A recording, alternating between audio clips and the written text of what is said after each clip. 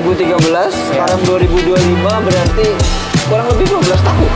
Waktu itu apa ya? Gue pikirin ya, pokoknya kayak bersenang-senang dan Ini merasa kalau kita kolektif bareng itu kan melelahkan ya, harus koordinir ini, itu dan segala macam. Terus memilih untuk bersolo, apalagi mimpi selain jadi produser lah. Gimana kalau ternyata yang dikerjain itu gagal gitu? Ternyata namamu hilang begitu aja, nggak ada yang ingat. Terus kalau teman-teman, setiap pagi kita membangun mimpi, menyusun masa depan, dan menyebarkan gagasan. Di video kali ini, aku pengen ngulik teman-teman skena Samarinda yang mengerjakan sesuatu dan coba menyebarkan gagasannya. Oke, langsung aja sudah datang kawan kita, Bang Opan. Bang Opan ini dia musisi bisa dibilang. Dia juga rapper, ngebikin beberapa lagu, dan bukan orang baru menurutku. Makanya menarik nih kalau kita ulik. Oke, langsung aja. Apa kabar, Bang? baik. Oke. Jadi kita kan saling mengikuti di sosmed. Dan aku ngeliat ini, oh aktif abang satu ini. Selain aktif, ternyata ada juga yang dikerjain gitu. Ada juga yang mau dibangun. Nah, mungkin bisa diceritain apa yang lagi dikerjain sekarang ini, Bang? Yang dikerjain, yang pertama yang jelas kerjaan ya kan. Ya. Karena untuk bertahan hidup. Yang kedua lebih ke personalku aja sih. Karena selama ini kan aku kan udah terlalu sibuk ngurusin komunitas di zaman-zaman dulu, dan akhirnya memutuskan bahwa ya karena ada satu dan lain hal akhirnya nggak bisa mengumpul lagi gitu karena udah sibuk masing-masing kan. Akhirnya ya udah sekarang ini lebih fokus ke diri sendiri aja sih. Komunitas itu dari tahun berapa mulainya? Dari tahun 2013. 2013. Itu diawali sama kompilasi album kita dulu, Sama Rendah. Judulnya albumnya Sama Rendah. Album kompilasi Hip Hop Sama Rendah. Jadi itu semua rapper-rapper di Samarinda gabung semua bikin lagu di album itu. Oke. 2013, sekarang 2025, berarti kurang lebih 12 tahun. Mungkin 12 tahun, dan tadi seperti yang disampaikan pengen ngebuat dengan diri sendiri. Maksudnya gimana tuh? Coba dijelasin. maksudnya lebih gimana ya? Karena terlalu ngebuang waktu untuk kita tuh enggak. Karena apa ya?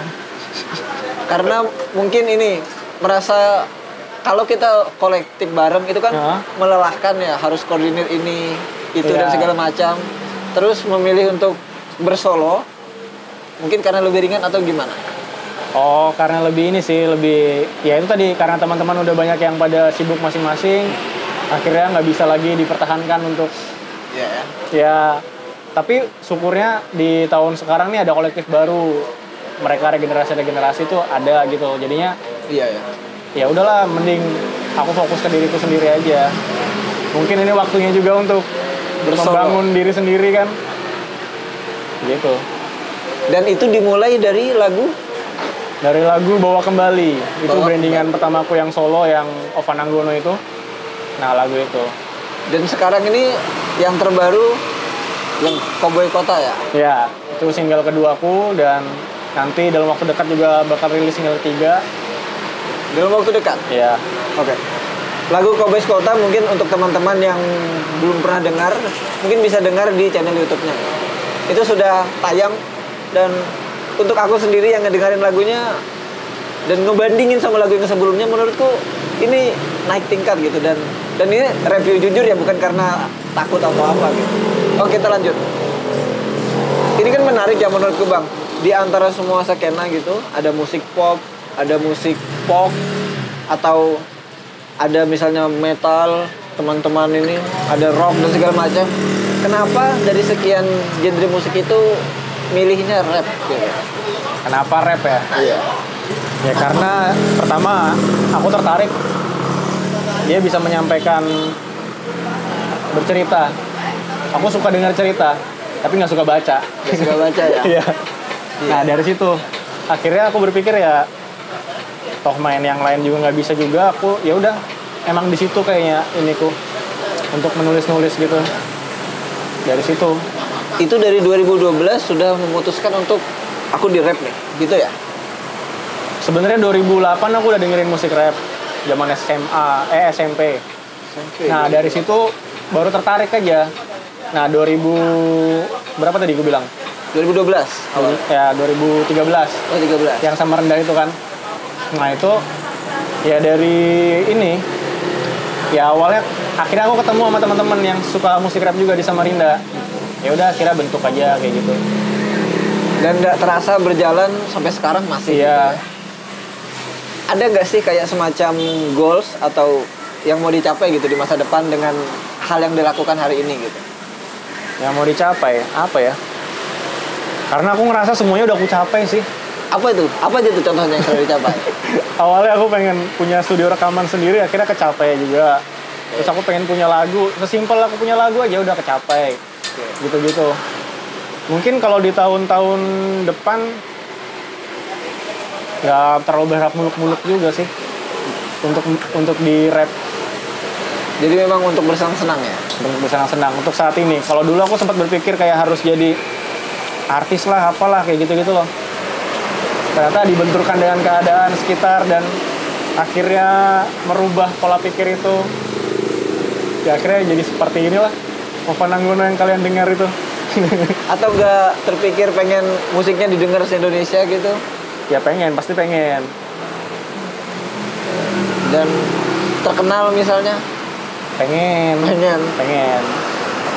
Tapi memang nggak direncanakan ke situ ya? Nggak, aku lebih sekarang apa ya? Kayak udah tenaga aku udah habis gitu loh. Jadi iya ya. Untuk nge-push apapun tuh kayak udahlah mending push karya aja dah. Ada yang denger ya syukur, maksudnya ya bagus lah kalau ada yang denger, kalau enggak ya seenggaknya itu buat konsumsiku pribadi. Soalnya aku juga di proyekanku yang sekarang ini lebih ke konsepnya tuh kayak itu tuh kayak yang harus aku lakukan gitu loh. Jadi aku mengatakan yang baik-baik untuk aku sendiri.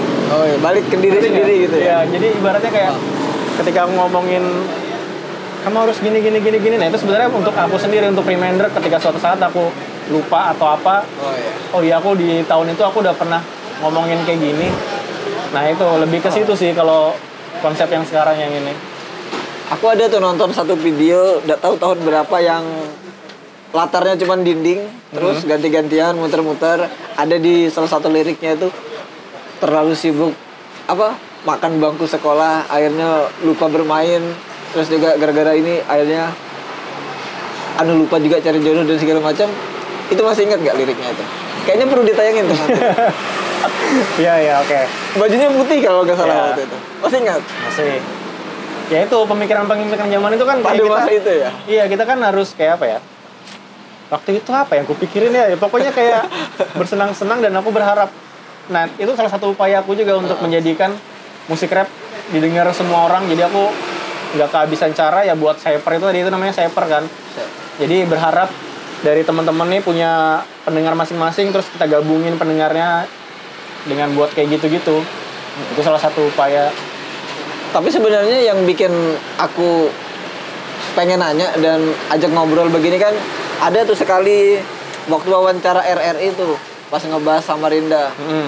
Samarinda ini masih cair nih, masih bisa kita goyang. Nah, di situ yang gue tangkap kayaknya bermusik ini bukan cuma sekedar untuk ini dokumentasi atau arsip pribadi, tapi kayak ingin ngebangun pengaruh di Samarinda. Oh, ada itu di sudut pandang di iniku yang lain. Kayak aku tuh kayak ada punya dua kepribadian gitu. Dua kepribadian. Atau apa sebutannya nggak tahu ya. Pokoknya kalau di Nova Nanggono aku sebagai rapper ya aku fokusku adalah ya aku mencurahkan isi hatiku, dan itu tuh untuk dokumentasiku pribadi dan untuk reminder aku. Tapi di sisi lain aku sebagai produser, nah itu yang masih aku upayakan.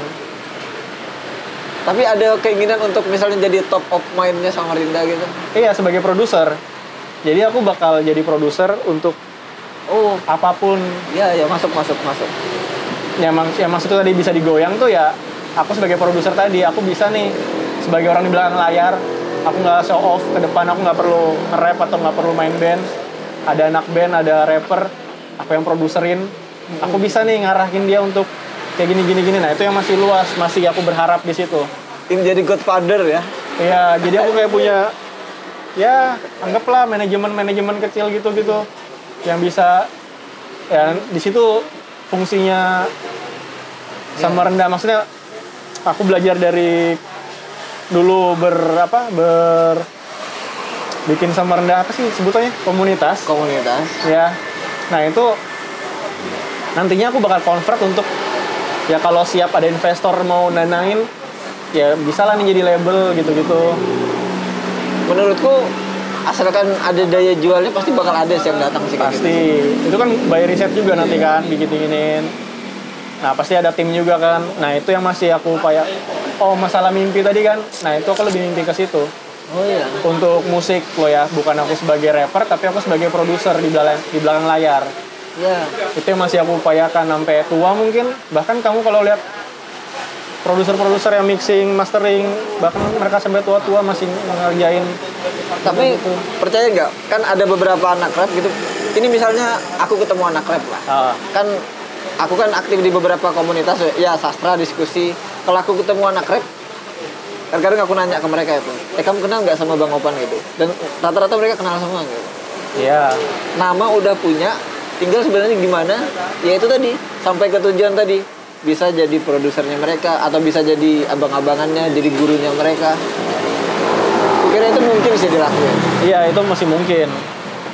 Itu yang lagi kuupayakan. Oke. Apalagi mimpi selain jadi produser lah? Produser atau apa bahasanya? Iya, produser. Ya pokoknya aku selalu mengupayakan untuk tetap, karena dari kecil atau dari awal aku kerja tuh udah di dunia audio visual kayak gitu kan, grafis gitu ya aku akan tetap di situ untuk cari uangnya segala macem. Tapi untuk masalah berkesenianku yang Ovan Nanggono tuh terlepas dari itu semua, karena itu pure ya itu yang pengen aku ungkapkan gitu loh. Nggak dikontrol sama kejar pasar gini. Nah kalau suruh kejar pasar ada duitnya ya aku mending cari orang lain untuk ya aku bisa buatkan lagu itu yang ngejar pasar tapi jangan aku yang main gitu loh. Oh iya ya. Jadi ya sama aja sebenarnya. Gimana tuh pendefinisiannya? Menurutku soal ngejar pasar ini itu sesuatu yang masih bisa kita diskusikan itu Bang. Mungkin kita bisa ngejar pasar, tetap ngejaga idealisme kita, asalkan kita pintar dan kita punya power. Tapi kalau kita memang sadar kita lemah, kita nggak punya power, kita kurang pintar, ya sudah kita main di zona aman gitu. Dan itu sangat bisa didiskusikan. Itu bukan berarti kamu idealis, berarti kamu udah ngikutin pasar. Itu beda hal. Karena kan kalau kita bikin musik, apalagi itu bermanfaat kan, harus didengar orang juga gitu musik kita kan. Iya. Itu masih ada ruang diskusi sih di situ menurutku. Iya. Tapi ini nih, kan ada mimpi, ada sesuatu yang dikerjain. Gimana kalau ternyata yang dikerjain itu gagal gitu? Ternyata namamu hilang begitu aja, nggak ada yang ingat, terus kamu dilupakan, bahkan kamu dianggap orang yang nggak berjasa gitu di zamannya. Menurutmu gimana itu Bang? Kalau itu terjadi misalnya, apa yang dibangun ini kan 2012 dan sekarang udah 2025, udah bukan pemain baru lah menurutku 10 tahun itu. Seandainya gagal gimana? Reaksinya gimana? Gagal. Menurutku gagal enggaknya tuh tergantung sudut pandang kita ya. Terkadang kita ngelihat sebuah keberhasilan dari tolak ukur apa itu kan berbeda kan dengan orang lain. Kadang mungkin orang lain bisa nganggap itu gagal karena nggak menghasilkan uang, tapi di sisi lain aku ngerasa aku berhasil karena aku bisa berkenalan dengan orang-orang lain, terus dapat relasi apa, terus ada kerjaan lain juga. Nah menurutku untuk gagal tuh nggak ada sih. Ini bijak ya di sini ya. Kayak penasehat ya. Ya gitu. Oke Bang, kira itu obrolan kita. Dan sebenarnya di Samarinda itu menurutku ada banyak yang bisa kita ulik gitu. Selain dari hal-hal yang populer-populer aja yang ada, misalnya kayak anak Samarinda yang ngeband dan segala macam. Oh ternyata ada nih skena rap yang dia punya idealismenya dan dia bertahan dengan itu. Dan bukan baru ya, kalau cuma setahun 2 tahun mungkin baru gitu. Tapi ini sudah 10 tahun, belasan tahun, dan mungkin bakal sampai tua ya. Betul. Sampai tua dia pengen jadi pelatih gitu, bukan pemain mungkin. Betul. Oke, itu teman-teman, gue kira kalian yang tertarik dengan Bang Opan bisa ke sosial medianya, ada di Instagram, dia juga punya YouTube, ada beberapa lagu dan bakal ini ya launching lagu baru ya. Iya. Dalam waktu dekat, ya tungguin aja. Standarnya udah dinaikin, gimana nih hentakannya nih soal lagu yang baru. Itu dari aku, sekian.